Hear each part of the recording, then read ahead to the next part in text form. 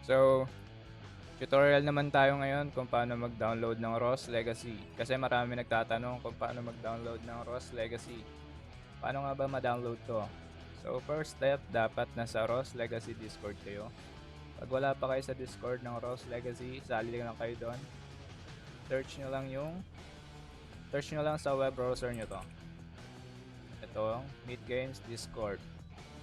Pag enter nyo, makikita nyo tong Meet Games Discord servers.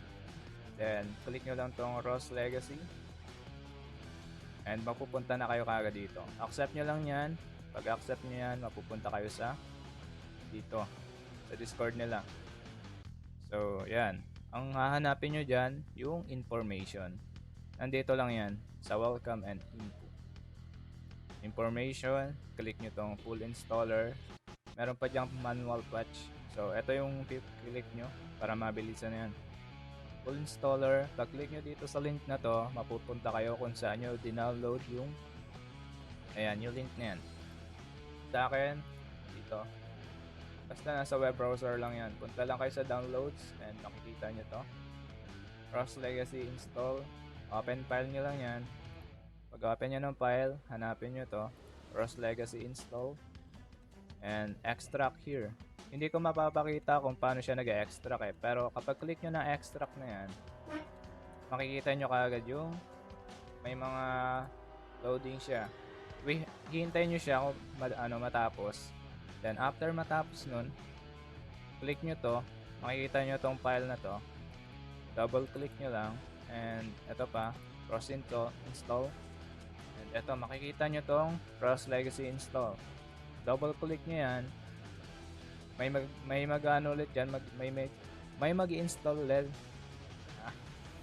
May mag-install ulit dyan.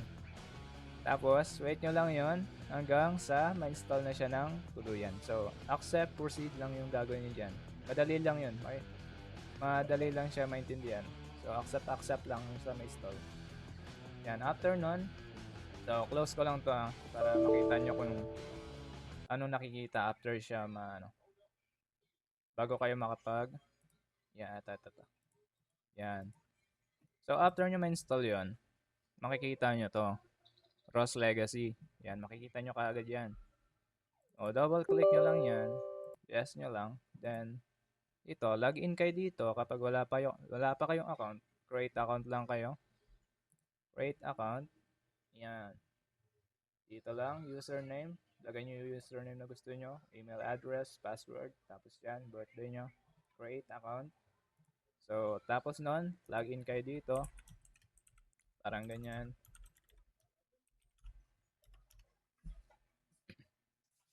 Okay, yan na. Nandiyan na tayo.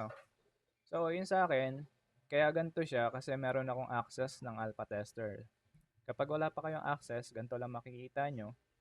And hindi kayo makakapasok dito. Ibig sabihin, kapag hindi kayo nakapasok dito, ibig sabihin wala kayong access. So, turo na rin natin kung paano siya magka-access. Paano kayo magka-access dyan para mapaglaro kayo. Punta kayo sa Discord server nila. Punta kayo sa events. Dito, abang-abang kayo ng announcement. So, tulad nito nung nakaraan, may mga nanalo na dito. Ito, palaro to ng mod para sa slot ng alpha tester. So, gagawin nyo lang yan. And then, kapag nagawa nyo na, submit nyo lang yun. Sasubmit nyo lang siya. Tapos, hintayin nyo lumabas yung list ng mga nanalo. So, yun lang kung paano makapag-download. Tinuro ko na rin kung paano magkaroon ng access. And then, yun lang. Thank you. Siguro kapag may tanong pa kayo, comment lang kayo. Then, sasagutin natin yan.